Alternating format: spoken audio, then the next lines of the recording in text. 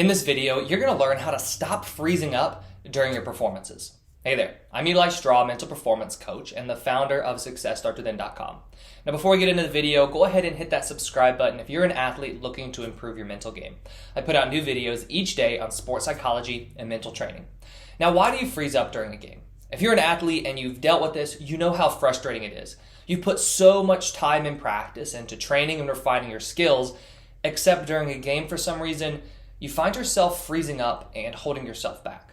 Well, there are 4 reasons we can point to from a mental standpoint as to why this is happening. Number 1 is going to be fear. You're afraid of just making a mistake, right? You're afraid of missing that shot. You're afraid of making the wrong call, right? You're just afraid of making a mistake. Number 2 is going to be anxiety. If you're overly worried about what's going to happen or you're overly worried about playing well, you can often tense up because you are trying too hard to really play well. You're trying too hard to be perfect. And that takes us into number 3, which is perfectionism. If you are demanding perfection from yourself, then any time where you feel like perfection might not be attained in that game, it's very easy for you to then kind of freeze up and decide that the best option is to just maybe not actually do that. Because if you don't do the act, so you freeze up, yeah, you're going to be frustrated that you froze, but you don't have to deal with the frustration of having made that mistake. And so if you're a perfectionist, this means you don't have to feel the just complete embarrassment that you feel when you're not perfect in your own mind. And number 4 is going to be self-doubt. If you're not fully confident in your skills, it's a lot easier to then freeze up. And all of these, they really just go together, because if you have a lot of self-doubt and you are doubting yourself, but then you're also fearing making a mistake, then it's even easier for you to freeze up because number 1, you don't have confidence that you can really make that play well. And then number 2, you're also so afraid of making a mistake. So then what's the best solution? Freezing up. But I know that you don't want to freeze up. So what can you do? Well, what you want to do is work on your mindset, because the reason that you're freezing up has to do with your mental game. Therefore, we need to focus on your mental game to overcome that.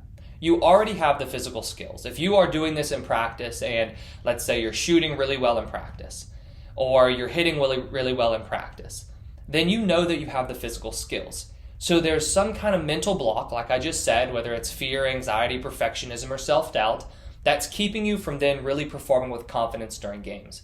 So what we have to do is think, what would be the best mental strategy to help get you from that kind of player that freezes up to the player who's able to perform freely? So the main thing we want to focus on is developing confidence.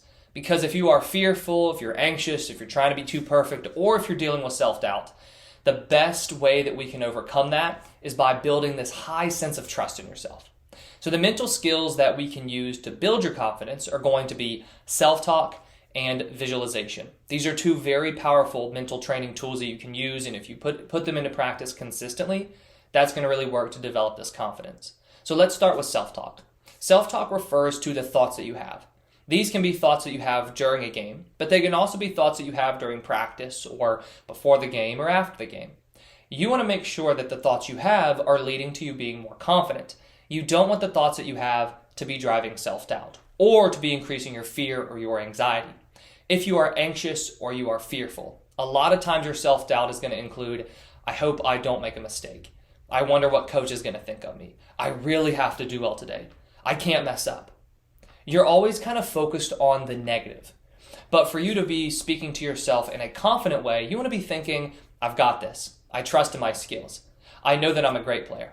I've put hours of training in. I've done this a million times in training. I know that I can do it. You want to be just thinking in a more positive way. But it's not always easy to do that, and it's especially not easy to do that during a game. That's where we apply a self-talk routine. A self-talk routine is a way for you to begin actually reprogramming the way that you think. What you want to do with your self-talk routine is identify the negative thoughts you currently have. And this sometimes can take you a few days to a week to do. And one of the things I always recommend with the athletes I'm working with is to just keep a journal. Just keep a running journal and write down any kind of negative thoughts that you have. Then what you want to do is once you have that list created, you're going to make a positive new list. And these are going to be statements that are going to boost your confidence. So look over that negative list and think, all right, what would be the opposite of this statement that would actually increase my confidence? Then what you can do is just repeat those to yourself every single day. It's very important that you repeat them every day because you are actively trying to reprogram the way that you think.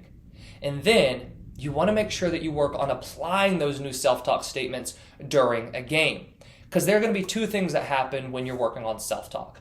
Number one is going to be the more you repeat these to yourself every day, the more you're actually retraining the way that you think. So it's going to be easier to think in a more positive and confident building way. But number two is where you actually actively think these new thoughts. And so during a game, if you are finding yourself freezing up, or maybe you just froze up and you don't want to do it again, you have to really apply this self-talk to where you are thinking these new confidence-boosting thoughts. And then the second tool that you can use is visualization.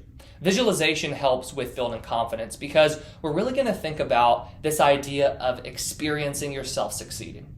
If you have a bunch of good games in a row, you're probably going to feel more confident. The reason is because in your mind right now, you're seeing yourself as a good player. If you've had a bunch of games where you've been freezing up, you're probably going to be a lot less confident going into that next game. What we want to do is take this idea and say, okay, well, outside of an actual game, how can we use this to increase your confidence? And we do that through visualization. And visualization is where you are going to imagine yourself performing in your mind. And you don't just want to imagine yourself performing, you also want to make sure that you bring emotion into it. So you want to imagine yourself performing while feeling confident. And then you want to make sure that you see yourself succeed. And after you see yourself succeed, I know this can feel a little silly at times, but you really want to exaggerate that feeling of success. Really get yourself to a point where you feel like you just played the best game of your life. And if you do this on a consistent basis, just like with the self-talk, that's going to help you increase your confidence. And then a simple tip that you can use with this visualization, actually during a game or before a game, is just kind of replaying these scenes or replaying past successes in your mind. So with the visualization that I just talked about, that's more of a formal visualization where you're going to do it in your house, you're going to sit down, you're going to close your eyes, and you're going to visualize. But with remembering past successes right before a game, you're not going to close your eyes, you're not going to, be in a completely quiet environment because you're in the middle of a game or the game's about to start. But what you do is you just make sure that what you're thinking about are times where you've succeeded. Because for you to be feeling confident in that moment, it's just like with the self-talk. You want to be thinking and you want to be seeing moments where you've succeeded. And so by remembering past successes or by just visualizing yourself in your mind, yourself performing well, that's making sure that the image you have of yourself at that moment is an image of a successful and confident player rather than the image of a player who freezes up and second guesses themselves. So those are two exercises that you can use to begin building your confidence. And the more confident you are, the less you're going to freeze up during games. So make sure that you are applying self-talk and you perform some visualization. Thank you for watching, and I wish you the best of success in all that you do. I hope you enjoyed this video. If you did, please hit that like button and subscribe if you haven't already. We put out new videos each week on sports psychology and mental training. If you have any questions, please leave them in the comments below. If you're interested in learning more about one-on-one mental performance coaching, head over to successstartswithin.com.